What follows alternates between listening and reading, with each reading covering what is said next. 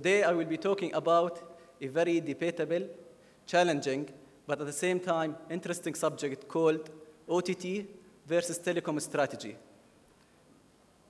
I will start my presentation by talking about quick market trends, followed by the monetization strategy for OTTs and operators. Then I will talk about the gain benefits of the OTTs in the current ecosystem. Towards the end, I will open the floor for Q&A. As everybody knows, and as shown in the slide, telecom sector has noticed two previous waves, voice and messaging, that both of them are in their declining phase. However, these days we're noticing a third wave that's called data. Everybody nowadays are talking about 4G, mobile, fixed broadband, LTE, FTTH, ETTH. However, this wave will reach its maturity soon and is expected in our region to reach it between 2020 and 2025. Whereas in some Eastern market or Western market, it's expected to reach it between 2017 and 2018. The good news is that the fourth wave is foreseen and it will be focused on OTTs and services. By saying that, the operators, the telecom operators, need to start paving the wave in order to create the right atmosphere, in order to be able to ride the next wave at the right time. In 2012, the OTT traffic messages took over the SMS peer-to-peer telecom operator messages. They generated around 19 billion messages per day versus 17.5 for the operator. This is despite the fact that operators in 2012 had around 3.5 billion SMS user versus in 2012, OTTs all have 600 million user.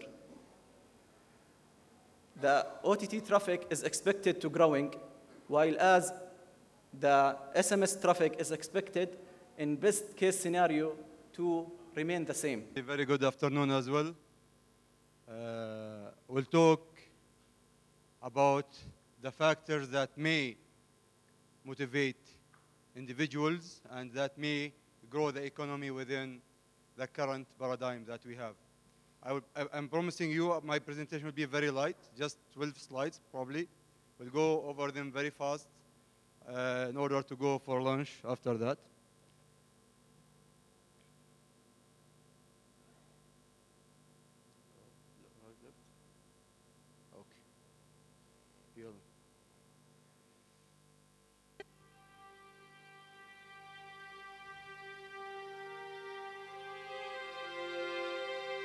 Our presentation is mainly talking about the economic growth in the digital era.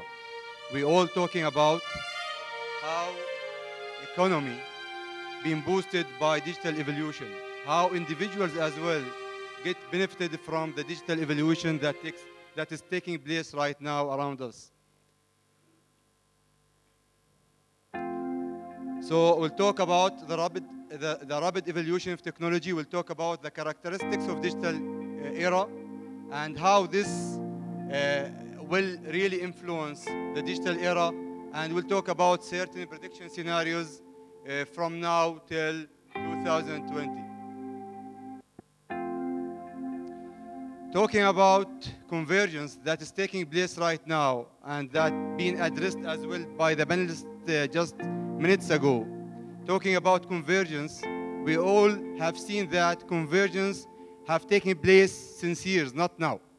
It have started since the evolution of YouTube, have started the minute Facebook started to be dominated over the population that are using internet. So convergence is taking place and now became a fact. And now, can we reduce the sound a little bit? And now, this convergence between media and telecom, between voice and data, between wireless and fixed, became reality. mobile operators today are selling all the services that have been used to be sold by fixed operators.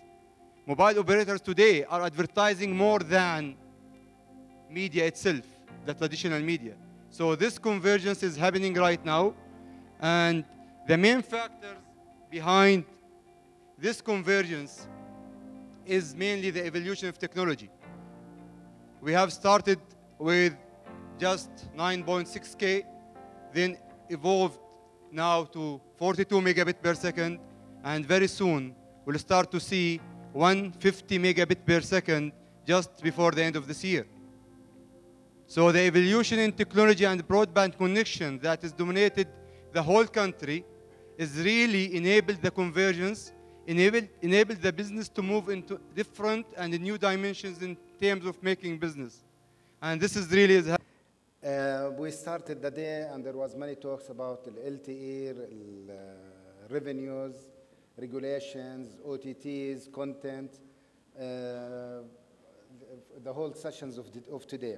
But how this can be translated into, let's say, into the performance of the market, what happened in the market during the last 3-4 years, and what will be the future for this industry in the coming years. If we go, just to give you a snapshot of the market today, which is a well-known fact by everyone, and the market today, it's highly penetrated mobile market, by all means, in Jordan and across the Arab world.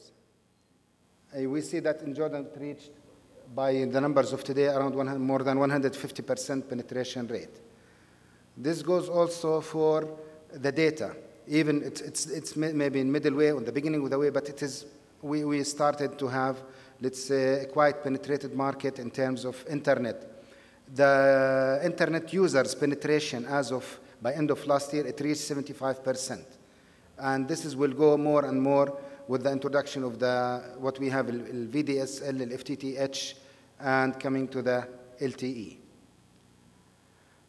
The market today, and in Jordan and also in other countries of the Arab world, are driven by acquisition strategies and price wars. We are talking about small size economies, relatively speaking. In Jordan, we have 3 operators. In Saudi, we have 3 operators. In the Arab world, if you multiply, we are talking about more than 60 or 70 mobile operators in the Arab world. In the States alone, they have 3 operators only, okay? In Russia, China, the number of operators are limited also with big countries. Other than those 3 countries, between the States, Russia, and China, most of the industries are, most of the telecom industry is under heavy challenges and reduction in their revenues, reduction in their margins. This resulting in a decrease of the Jordan market value and margins. This is also can be applied for other countries. Market mobile ARPU during the accumulated growth rate, we are going down on a speed of 14% lower each year since 2010. Market revenue for Jordan, we have a drop in 2013 by 6% compared with 2012, the whole market. The Q1 for this year, we are talking about Q1 to Q1. Last year, we are dropping by 8 to 9%. This is a huge. This is not good at all, okay? The EBITDA margin, as I said, also declining, going down. Net profits are declining. These are numbers, and numbers never tell lies. It's facts. Now, for the current situation and the future, we are facing heavy market demands for additional capacity and capability from our network is required. This is all pushed by the OTTs, the multi-screens at home. Yani your kids, laptops, different tab and mobiles, or connected at the same time to the Wi-Fi or to the